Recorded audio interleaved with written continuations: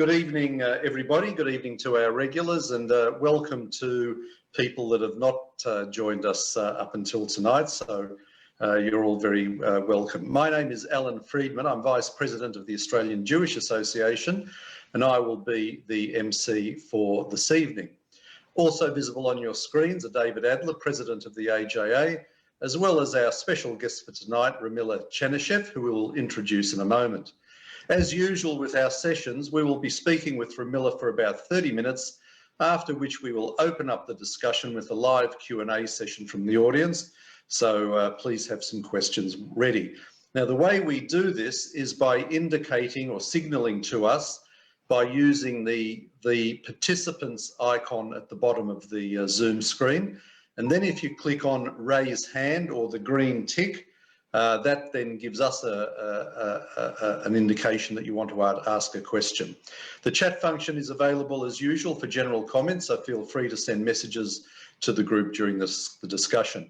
And as David mentioned, everybody has been muted to prevent those annoying noises during the first part of the session, but people will be able to unmute themselves for question time. Now, tonight's topic is one that most of us probably have just a fleeting familiarity with from the snippets we've heard in the news broadcasts. But the plight of the Uyghurs is a very real and very dire situation for them. And our mantra of never again should equally apply to the victims of the Chinese Communist Party as to any Jewish societies living in a hostile environment. It is estimated that more than 1.5 million Uyghurs in East Turkistan or Xinjiang Province have been rounded up by the Chinese Communist Party officials into re-education / detention / concentration camps. Evidence of horrific abuse, including slave labour, forced sterilisation and organ harvesting have emerged. And the AJA believes that the Jewish community has a moral obligation, given our own history, to help expose such persecution. To get an in-depth perspective on this issue, we're pleased to have Ramila Chanisheff with us tonight, a person well known and active in the East Turkistani community.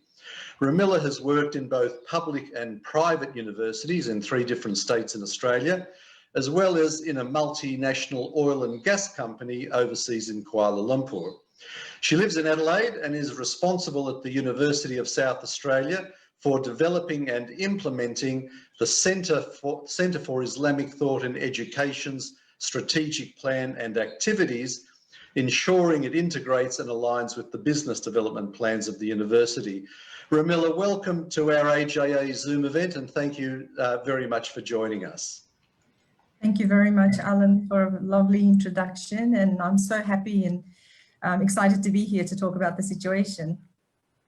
Terrific. Now, Ramila, I just want to start briefly with an overview of the Uyghur world.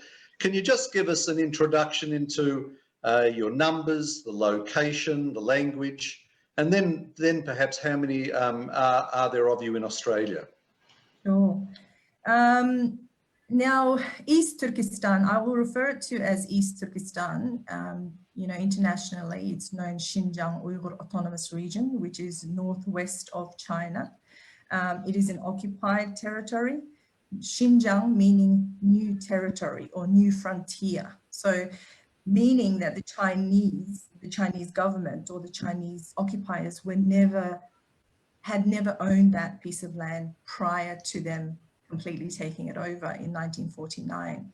So Xinjiang Uyghur Autonomous Region, as the title says, autonomous, but there has never been any autonomy. So any particular person that sits in the power with the government is a puppet sitting there, controlled by Beijing, controlled by the Chinese government.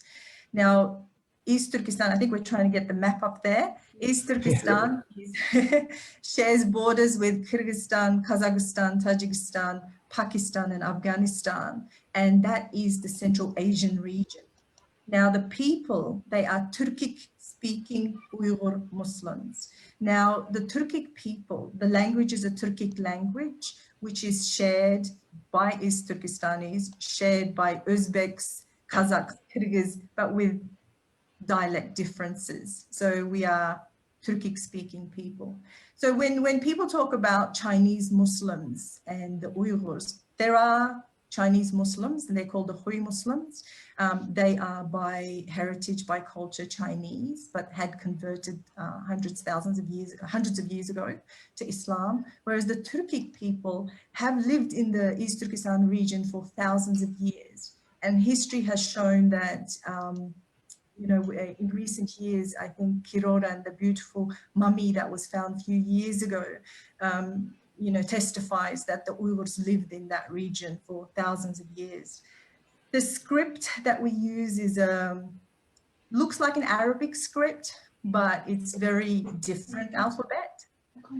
And we've been occupied for many years. East Turkestan has gone through a lot of occupiers or people ruling over it, and then they also self-ruled for quite some time as well. In recent years, 1949 was the last occupation by the People's Republic of China, when they came, during Mao Zedong's time, when they came in. And since then, deterioration has, gradually happened to the Uyghur people, where they've lost their identity, their culture.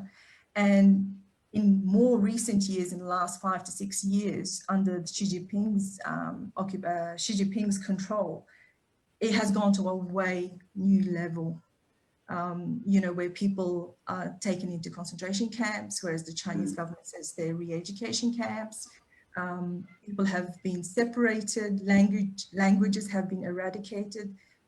We have new documents in recent days that over 500,000 children have been taken away from their families. The parents have been taken into camps, and the children have been taken into state-run orphanages, where they are raised as Han Chinese people, as Han Chinese. So they will grow up, a whole generation of Uyghurs will grow up without knowing their heritage, their culture, their language, their religion, or so it's there just to break any kind of lineage to their ancestry and their heritage. Ramila, when you talk about the culture, is it a very unique culture, or is it a bit Chinese or a bit influenced by the other neighbours? Where does the culture come from? The culture is not Chinese influenced, but there might be some Chinese flavor to it. But the culture is unique to its own, where our language, our dress, our poetry, our songs, our books, our way of life is sort of, how can I say, being influenced by Persians, being influenced by, Tatars, Kazakhs and Uzbeks that have come and they've sort of assimilated and lived together. So it's a Turkic culture. It's extremely different to the Chinese culture. We don't share anything in common with the Chinese culture except the occupation at the moment. And what about food? What sort of food might you eat? Is it like a Chinese cuisine, or is it your own particular cuisine? No, we have our own cuisine as well, which is, I must say, it is influenced, some of the cuisine is influenced by the Chinese flavors. There's a lot of Persian flavors. There's a lot of Uzbek flavors as well. So we've got our own rice dishes and, handmade pulled noodle dishes and all that, which a lot of people claim it's their own, but we do that too, with like the spaghetti, that kind of thing. So, so you've really been influenced from both directions, haven't you? We certainly have, and being there for thousands of years, and having these people coming in and out, and they were nomadic people that became sedentary people later on. It has had influences because we actually reside on the Silk Route.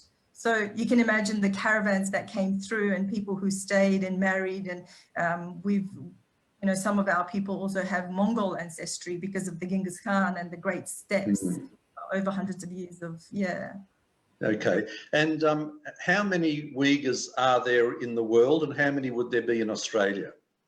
Okay, if we talk about East Turkestan, we can say, hand on heart, we can say there's over 20 million Uyghurs, Kazakhs, Kyrgyz Tatars living in East Turkestan. But if you look at the Chinese figures, they only put out figures putting us between 8 to 10 million.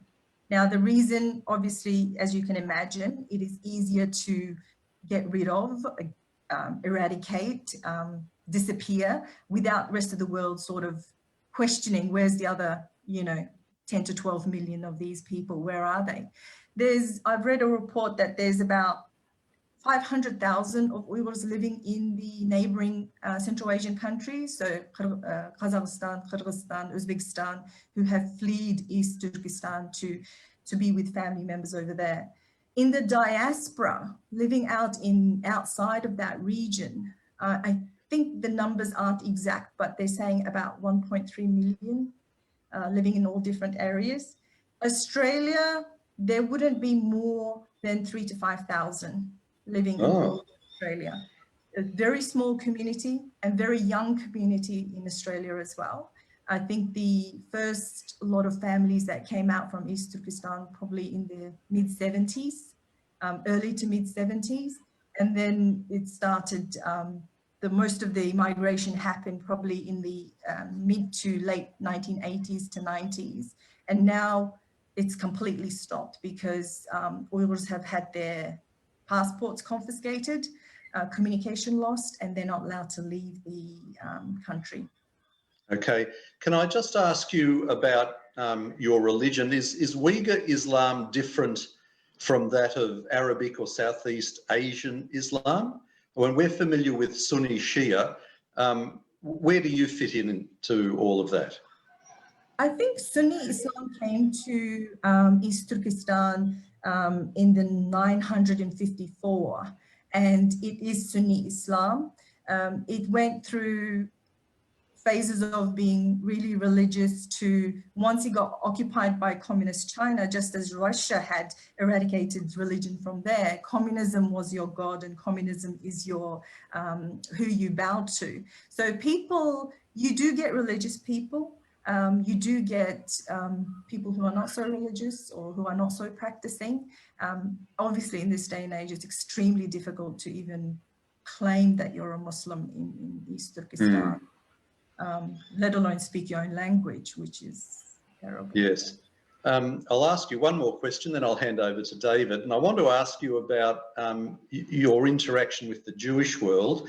Now, much of the Jewish community feels that Islam is theologically hostile to us, and that's exacerbated by the presence of Israel as a Jewish state in what is perceived to be Islamic land. And yet the Uyghurs don't seem to articulate this hostility, which we very much appreciate. So how does the Uyghur community have any particular views of Jewish people, the Jewish world, Israel, or is that just not on your radar? Well, I can sort of speak, I'll speak for myself. I can sort of speak for the Uyghurs that grew up in East Turkestan under the Chinese occupation. Speaking for myself, my understanding of Islam is love thy neighbor and live in peace, whoever they may be. And we as Muslims are supposed to emulate what the Prophet had done in his time, and he lived with the Jews as his neighbors in peaceful. But as time went by, I think, you'll get bad apples, or should I say people who will actually, do nasty things. And we have to be able to separate Muslims by Islam, I suppose. So in our view, my view, we have no hatred or dislike for the Jews, or I'm not very familiar with geopolitics. I really am not. No. But, we are, as humans, we are supposed to live in peace in this world and live and let live, and, as practiced by or as preached by all Abrahamic religions and normal people as well. So people who are not things. But for those Uyghurs that live in China, in East Turkestan, now, I was asking my parents this question earlier, just so I'm prepared. My parents who lived through the Cultural Revolution, who were also, these concentration camps are not new. for the Turkistani people. These existed back in the 60s, you know, during the Cultural Revolution time, where my mum and dad were separated. My mother was, as pregnant with me, she was sent to another village to work for months on end. Thousands of people died. There was hunger, there was famine during Mao Zedong's time, as you would know. So it's not new to them. But to them, Israel and the Jews, and this is something that is not taught to them. They only knew about all this once they left. For them, for their understanding, is that Jews were rich, Jews were financially literate, Jews were advanced in their economy and you know, in their life. This is, I was talking to a couple of people who were educated over there, and they've said that as well. That's all their understanding was, that they were well-versed, you know, educated people. But other than that, they don't know. So it sounds like you've never really taken a very political view of the Jewish people or Israel, that sort of thing. Would that be right? Not the Uyghurs, no. I would say generally. You don't get involved in the politics of the situation. No, at this stage, Alan, I think all the Uyghurs in the diaspora are struggling, are traumatized by their own families disappearing.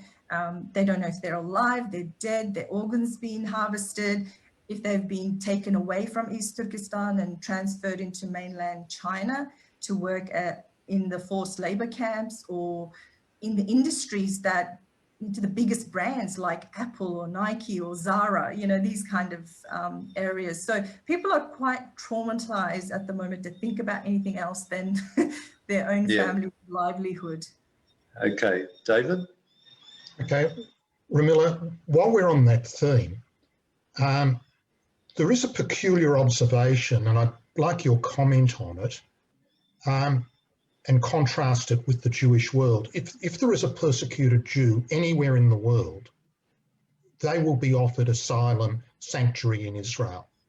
And yet none of the Muslim states, and there are 56 members of the Organisation of Islamic Cooperation, none have offered sanctuary for the Uyghurs. Do you have any idea why that is the case?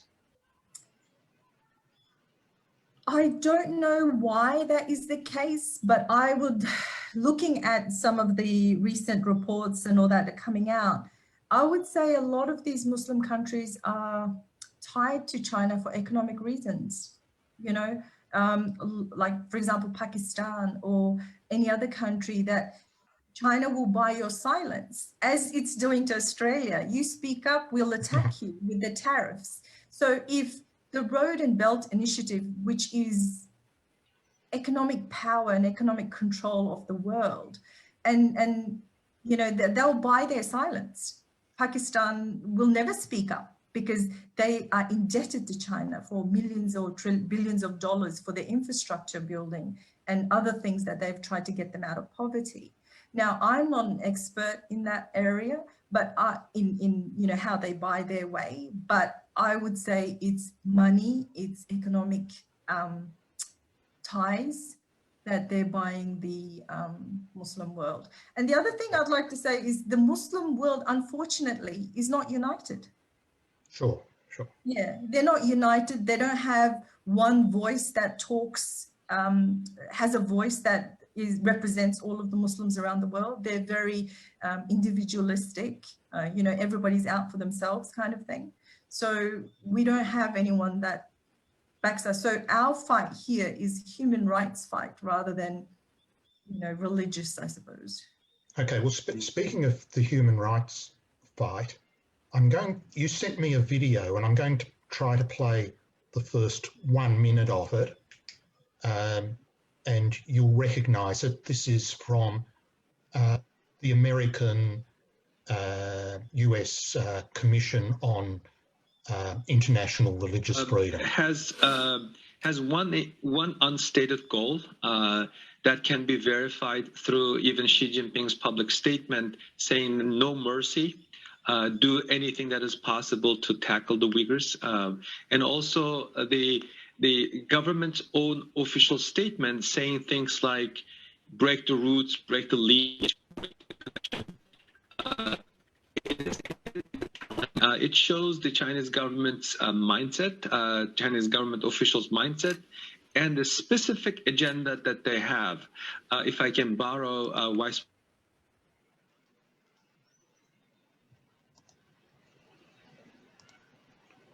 Right. Well, I think that's a fairly brutal picture, Ramila. Do you think it's an exaggeration, or is that accurate, that there's actually an agenda to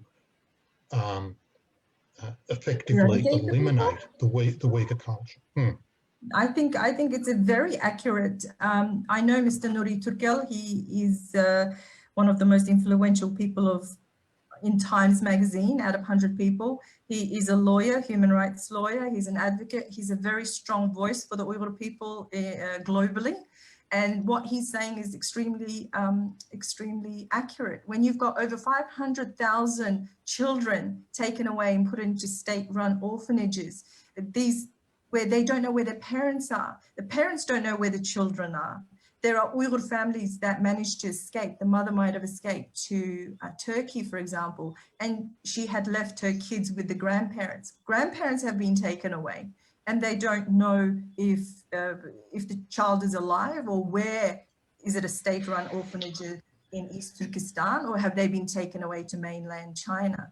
Now, looking at that figure, I've just come across another report that said kindergartens, the growth of kindergartens in East Turkestan, state-run kindergartens, have risen by 82% in the last 3-4 years.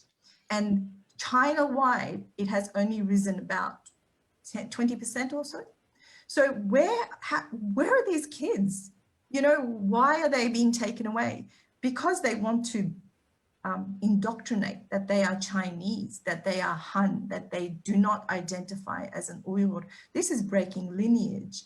And sterilization, forced sterilization, forced torture, separation. And when Chinese officials are forced to come and live in your home when your husband has been taken away to the camps or to labor facilities where they're forced to work, and this Chinese man comes and sleeps in your house, you're not allowed to speak Uyghur. You're not allowed to pray. You're not allowed to even wear a scarf in your own home, and you have to eat whatever they give you. And if you ask the simple question, is this pork? That is enough to make you disappear into these concentration. I'm going to try a screen share again with one particularly powerful piece of evidence that emerged in the middle of this year and intercepted from China to the US was 13 tons of hair that was supposedly taken from your people.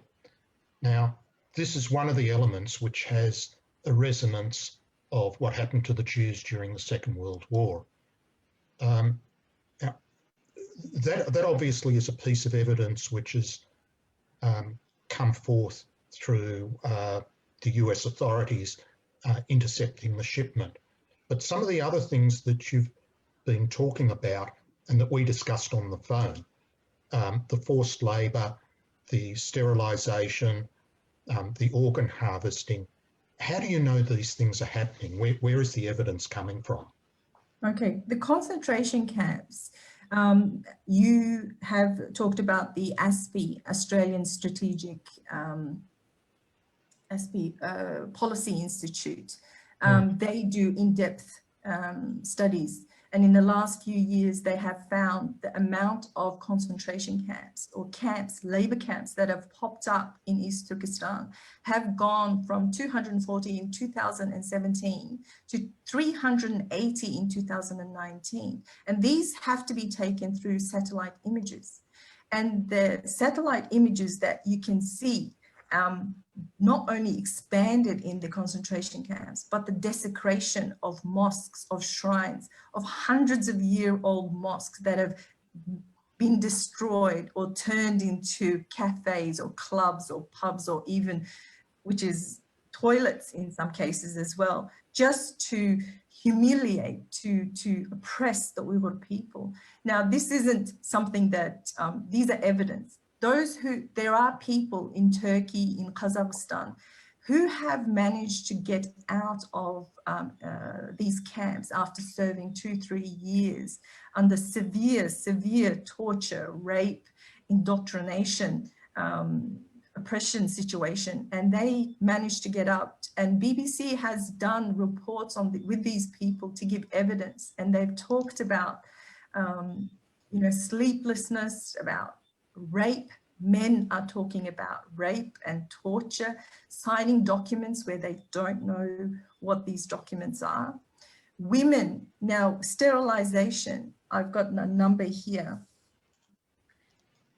With sterilization that's been happening in East Turkestan for God knows how long, and even I can say this when I used to visit my cousins who have said that they are unable to have kids after the first one, and the doctors have said it. But when you talked about 5-6 cousins around the same age who are telling you the same story, you start to wonder, how is this possible?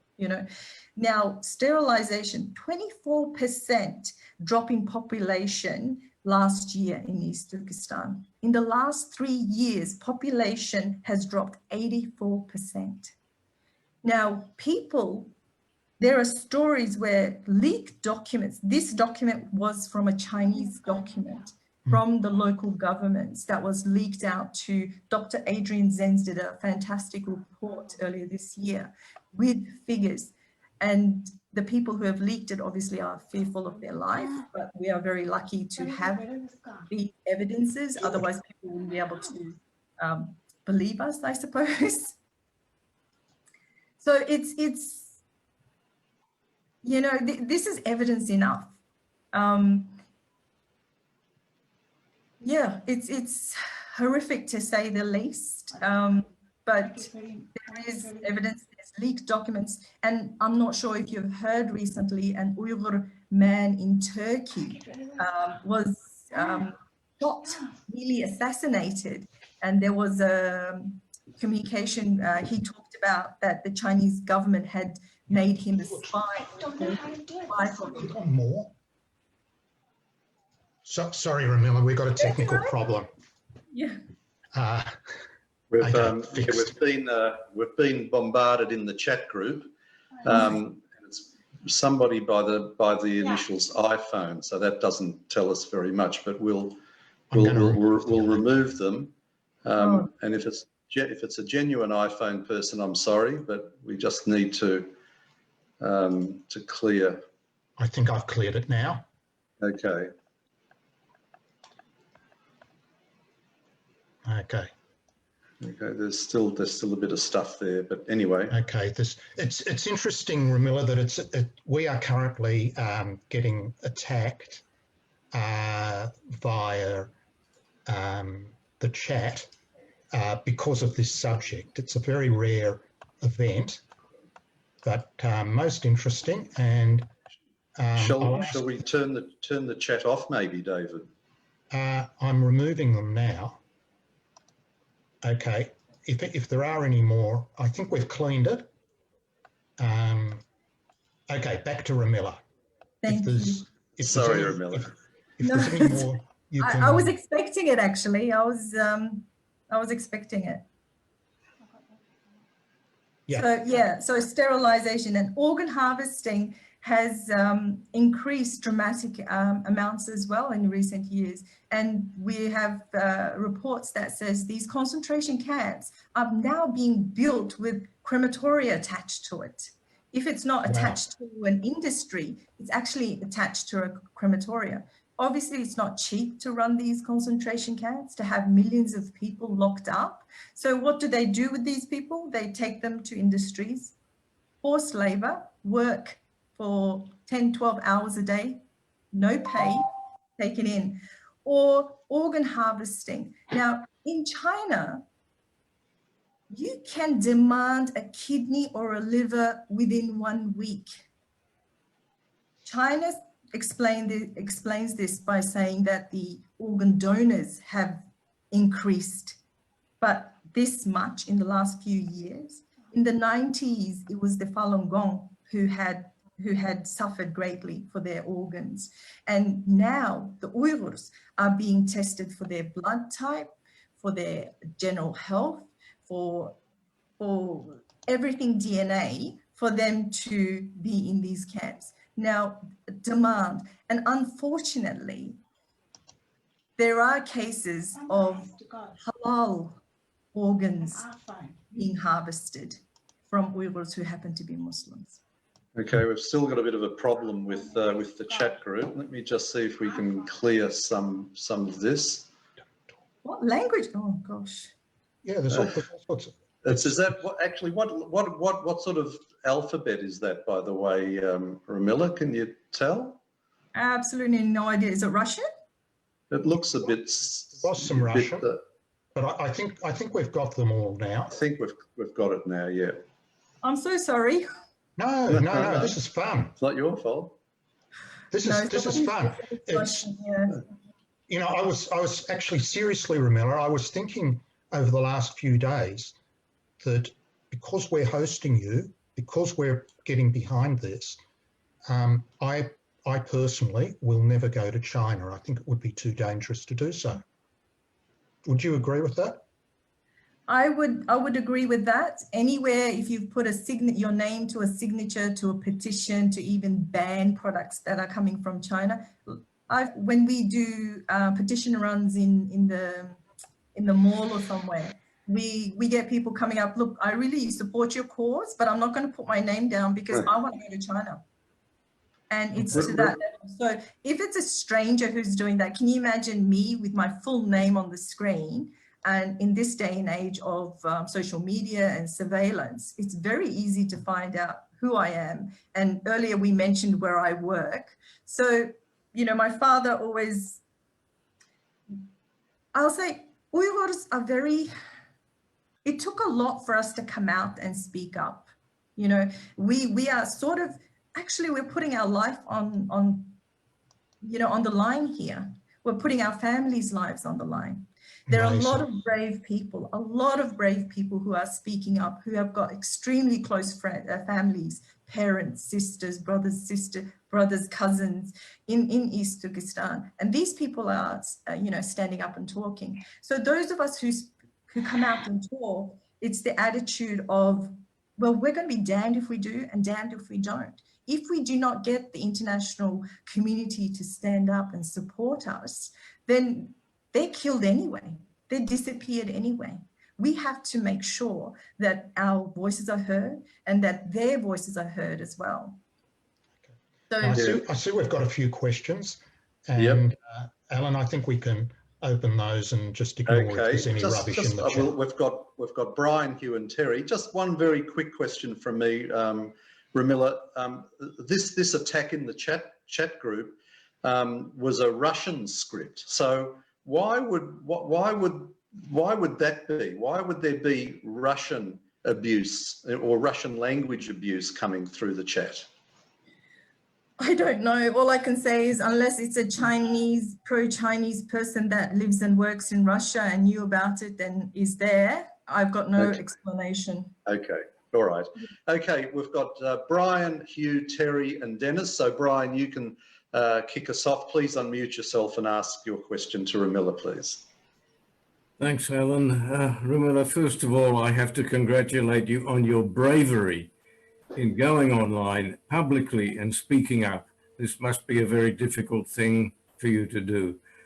The question I'd like to ask is there communication, are there lines of communication open between the diaspora and the community in East Turkistan?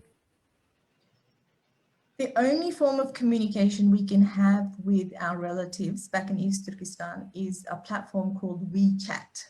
And that is a Chinese government organized app.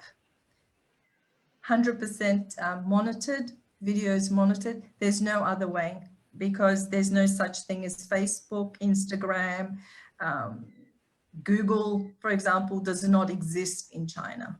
They have Chinese Google and they have other platforms that are 100% controlled by the Chinese government. So even if we do speak with our families through WeChat, we have to be careful not to say a lot of things.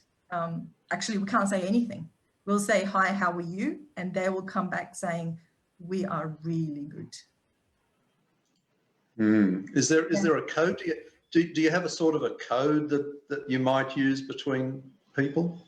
Initially, when the communication, when this start closing of the camps and closing of visas and not being able to visit families happened, we could not talk, but if you had a video chat like this, you could actually maybe put up a sign or sort of mouth something to find out how they are.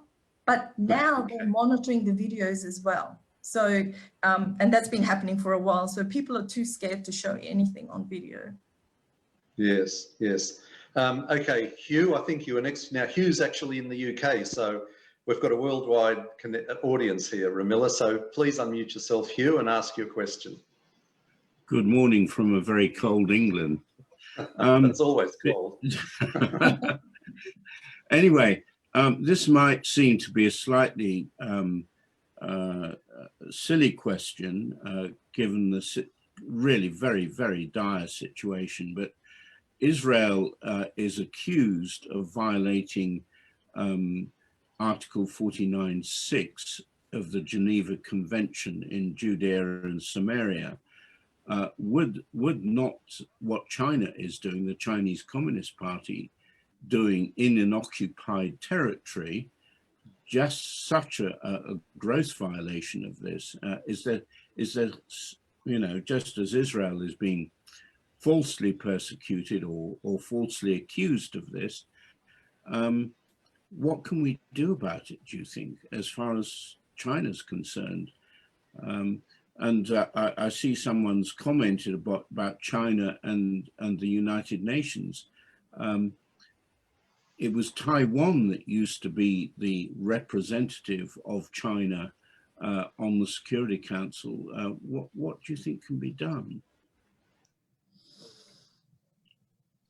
It's a very difficult question. As you can see, what's happening to Australia for speaking up for the truth, for talking about the human rights abuses. Australia is being attacked with tariffs, and for asking where did the COVID-19, virus came from, for simply asking an investigation. Australia has been being attacked or sidelined, and tariffs, huge tariffs are being introduced. Now, you're from the UK, Hugh. Last night I attended a webinar. I'm just opening this up. Webinar, a launch of a center called Chinese Research Group. Now, the people who were on the webinar were Alexander Downer, Nathan Law, who represented Hong Kong, one of the parliament members, I forget his name, something Hat, I think his name is, sorry, I'm just going to try to have his name here. So UK has come up with 9 things that, well, this group has come up with 9 things that the UK can do to pressure China into being responsible or being accountable for the atrocities that it is committing against the Uyghurs, against the Hong Kong people, against the Tibetans, against the Mongols, and against trying to bully the free world into submission or silence by saying, we're going to destroy your economy if you don't shut up. So they've got 9 proposals here, which they will present to the UK government. I suppose as individuals, the only thing we, grassroots levels, we can do is speak to our parliament members and pressure them to speak up in parliament, wherever you are in the world. We are speaking, networking with parliament members and senators here in Australia to get them to speak about the Magnitsky Law, for example, the Magnitsky Act or the Uyghur Act, or the forced banning of products that are made from forced labor camps, boycotting the fashion industry, for example. I'm not sure if you all know that 84% of the cotton in the world comes from China. Sorry, 24% of the cotton in the world comes from China. 84% of cotton in China comes from East Turkestan. The land is super arid. So fashion industry like Zara or Nike or Muji or Uniqlo, all these great brands source their products, their byproducts, their cotton from China, which is sourced from East Turkestan. So this is what grassroots levels, what we can do as individuals thank goodness, in a democratic country, speaking up in places like this with you, having rallies, having protests, liaising with the parliament members and demanding that they speak up for us. Yeah. Okay, well said. Terry, your turn. Please unmute yourself, and then we've got Reuven and Dennis and Reuven, Jeff and Leon. Hi, Ramila, and thank you for your talk. It's certainly a subject which I needed a little enlightening on, and I have learned a lot. I've got two questions. One is, do you get any help at all from international bodies such as the UN and the EU? And as a sort of follow on from that, how do you feel about the possibility of a Biden presidency, which, from what I can see, will be much softer on China than Trump has been in the last 4 years? How do you feel this will affect your campaign, if I can call it a campaign? It's probably very undercooking it. Thank you. In terms of UN, now you know that China sits on the UN Human Rights Council. Is that what it is? Sorry, am I being correct here? Yeah. So, sorry. Keep going. No. Yeah. So that's one. We don't have. Look, we lobby the UN. We lobby parliament governments to lobby the UN for these genocides that are happening in current times. But I mean, the UN only serves its own members, I think, and China is a very strong member in the UN. That's all I can say about that. I'm sure others have got more insight into that. As for Joe Biden and President Trump, we know that President Trump, with all his shortcomings, with all his craziness, but he has been a mouthpiece for the Uyghurs and have spoken up against China. Whether an actual action has been taken, that's a different story.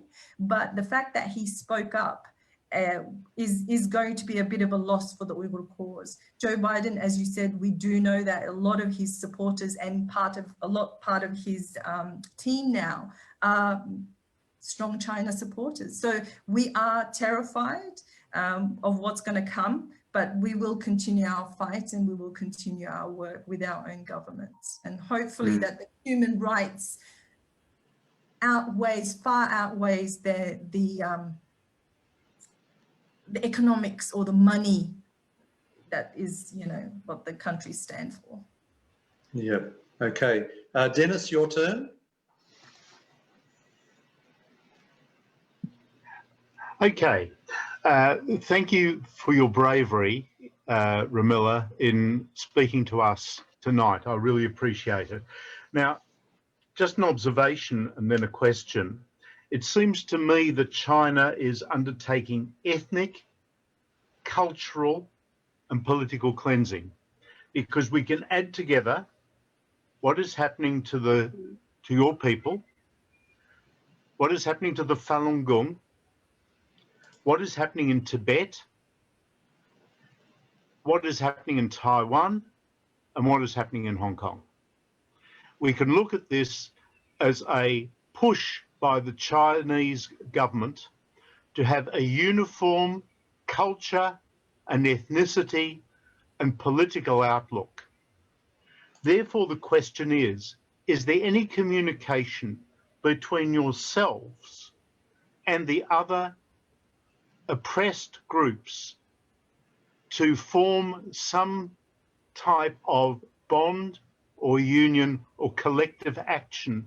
Because it seems to me that China is operating in a cleansing manner, ethnic and cultural and political cleansing manner, across 5 different areas.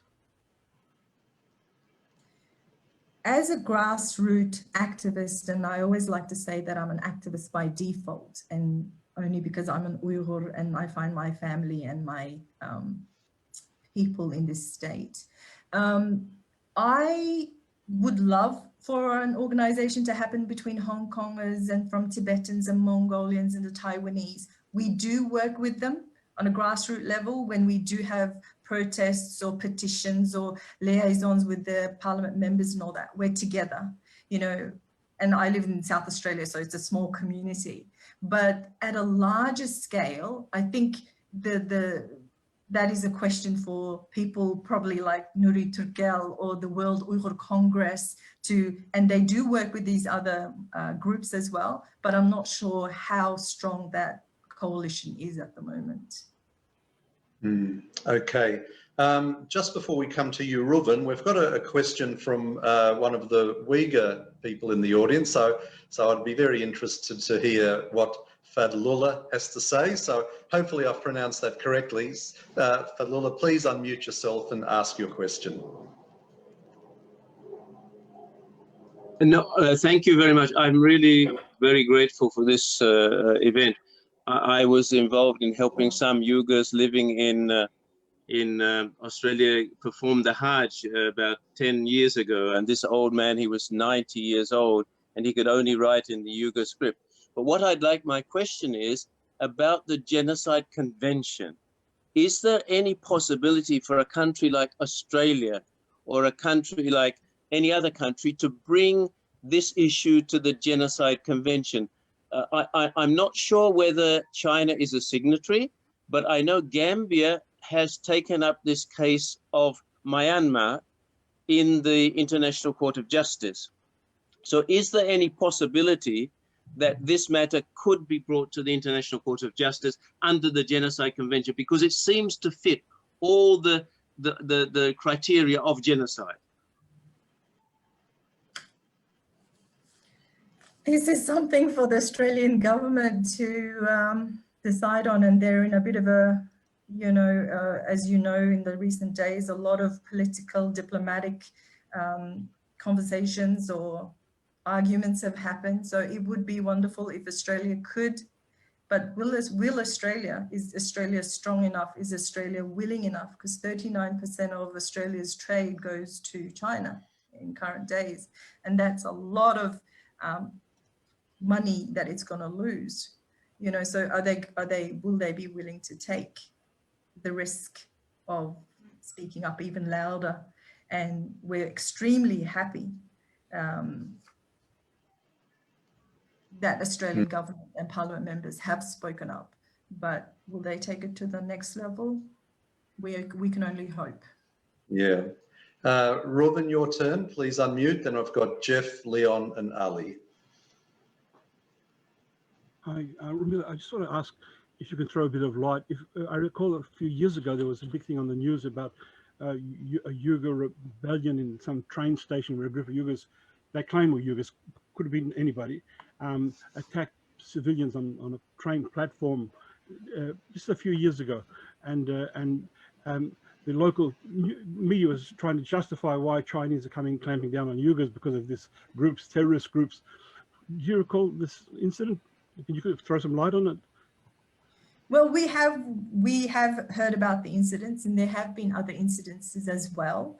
You know, when you are oppressed, when you are kept at a poverty line, when you are kept out of education, out of jobs, out of speaking your own language in your own home, people do retaliate. I mean, it's not a huge group. If you're talking about 20 million Uyghurs living in the region, and one incident happened in the last few years, I mean, that kind of things happen everywhere and anywhere. And the other thing is that, you know, with the war on terror or the Islamophobia, the growth of Islamophobia in the West or in the world, China took this as a green light for them to oppress these Uyghurs. Who are you fighting? We're fighting the terrorists. We're fighting separatists. We're fighting people who need to be re-educated to say that Islam is a disease, or it's something that's made up in their minds, you know. So they took that to another level. And when America, took the I can't remember the name of the organization, the Islamic organization of East Turkistan, I think it's along those lines. When they took them off the terror list just a few months ago. Now, China had made a huge fuss on that, saying that how dare you take this organization? And America's view was they are not a terror organization. That's just because they've got Islam in their name doesn't mean that they are. But China took that to another level to oppress the Uyghurs, because majority of Uyghurs are Muslim. There is a percentage that are atheists, that are Christians, that are Buddhists, but majority are Muslims, and they took that as a green light. Jeff, your turn. Please unmute yourself. Hi. The best part of my question has already been answered, unfortunately, but still I will say this one little thing, that the typical aspect of totalitarian regimes is to hate any form of religion, for the simple reason there's less likelihood of pure adornment for dear leader. So, and in spite of that, and possibly because of that, they are very, very sensitive to criticism. Your best bet is to actually get all decent people of the world, and there are some, and there are quite a lot of countries who actually hold up their heads high, all of them, to actually get them to shame China into accepting that they are being mega racist. That's it. Okay, thanks, Jeff. Thank you. Do you have any comment to that, or will we go to our next question? No. Okay, Leon. Leon doesn't have a camera, but please unmute yourself, Leon, and ask your question. Good evening, Ramila. Can you hear me? Yes, I can. Yes, Ramila, I'd like to ask you this. How much support do the Uyghurs get from the so-called left-wing media, such as the BBC and The Guardian and the New York Times? And also, how much support do you get from the Islamic states? The Islamic states, not so much at this point. I think we get more support probably from the civilians, from the citizens of those states, rather than the government bodies. Governments are tied to China economically. Now, support from BBC journalism or SBS or any other independent news media journalism, these are investigative journalists, and they have managed to get in somehow undercover, getting some footage out, getting some information out, and being able to tell the story. Now, when you talk to the government, as you know, or to the international bodies, without evidence, no one's going to listen to you, you know. And for us to get that evidence has been like, you know, getting blood from a stone, for goodness sakes. It's been extremely difficult. And so we are grateful for anyone who does investigative journalism. For example, Isabella Young, she managed to go to East Turkestan a couple of years ago, and the documentary is called In the Dead of the Night, I believe. And she did fantastic work, and she had to go under the pretense of a travel blogger. And when she got to a point where she was being followed and listened to everywhere she went, she had to get out of the place quite quick because she might have disappeared, as did the Australian journalists that came back a few months ago. You know, they were told to leave and they left. And with the Australian Chinese journalist who is held against her will, whether it's house arrest or whatever, she's held. You know, we don't know where she is, and I'm not sure if there has been any more progress in the Australian government trying to get her out, or if they have been successful or not. So we are getting some sort of support, but China, as you know, has the Iron Curtain. All kinds of information do not go in or out without the government's green light or altercations or alterations to the story.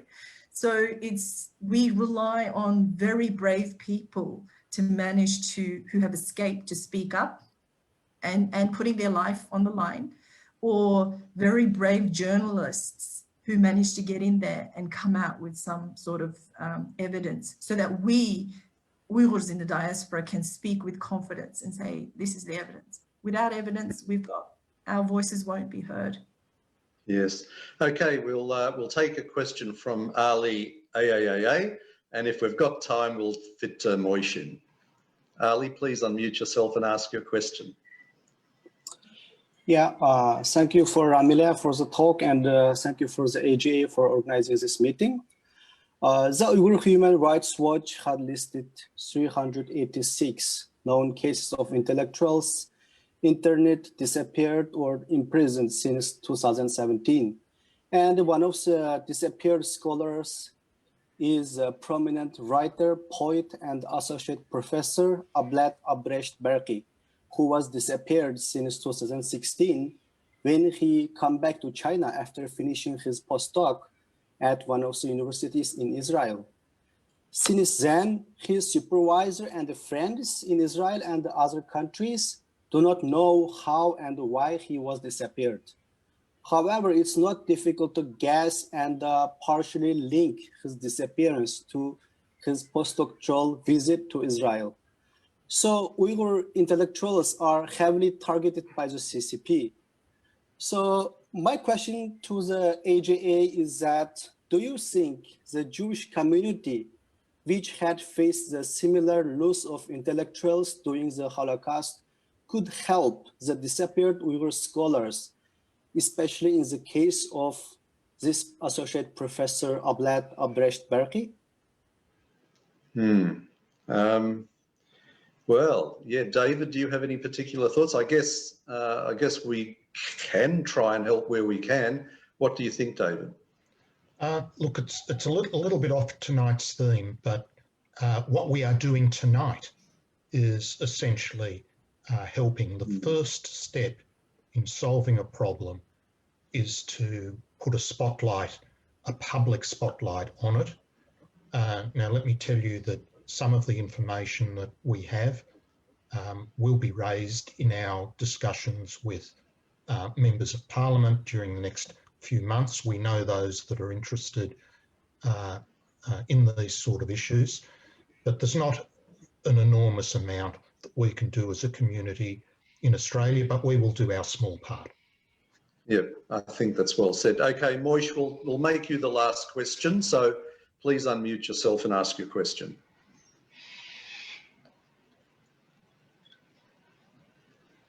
Go, Moish, you're unmuted.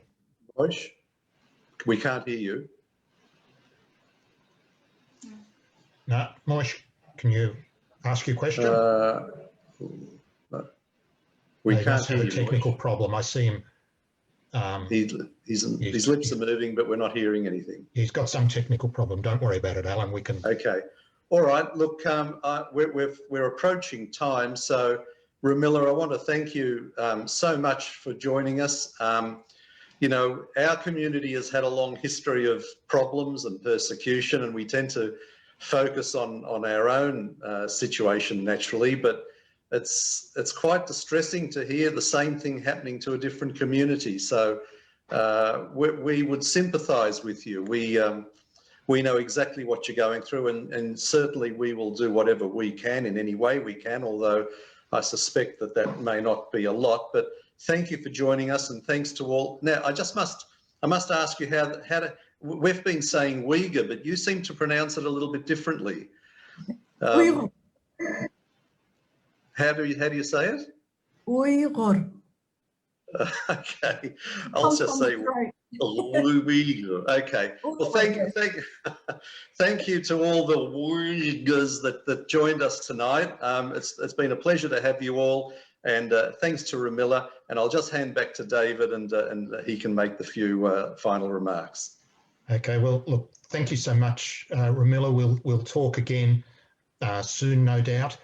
And I think Alan has summarised it very well. The final thing to do is just to tell people about next week. We will be hosting a very important Israeli next week who represents a very important organisation. Naomi Khan is the international director of Regavim. Regavim's mission is to protect Israeli sovereignty in Judea and Samaria, and she will do a presentation which will blow your minds on what's happening on the ground there with regard to the EU funding illegal Arab building across Area C in strategic locations. Something definitely not to be missed. And finally, if there's anyone here who's not yet supporting AJA, these are the 3 strategies that we want you to do. Like and follow the AJA Facebook page. If you're not yet on our email list, simply send an email to office@jewishassociation.org.au. And of course, we need financial support.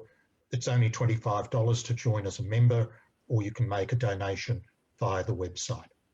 Thank you all. Okay, thanks everybody. Ramila, thanks again, and thanks to all of your community. So for now, we'll say goodbye to everybody, and we look forward to joining you all next week. So from me, it's good night to you all. Bye for now. Thank you very much for giving us the platform. If I've given any little bit of information or a little bit of curiosity to your listeners, I hope I've done my job. And there's a lot of information out there, and you can support by finding out information and spreading the word. Thank you so much. Just before you go, Ramila, are there websites that people or Facebook pages that people can look at if they're interested? Yeah, certainly. So we've got the Australian Tangritagh Women's Association. We've got our Facebook page. It's AUTWA for short. So that one, we keep it quite updated and relevant with information with rallies, protests, what have you, commemorating special events. So please do follow us and keep updated to what's happening. Thank you so much. Okay, We'll put something thanks, in the next Ramila. email. Thanks, everybody. Yeah, we'll put something in the next email, and thank you all. Good night. Thank you, Okay, David. good night to Have a everybody. lovely evening. Bye-bye.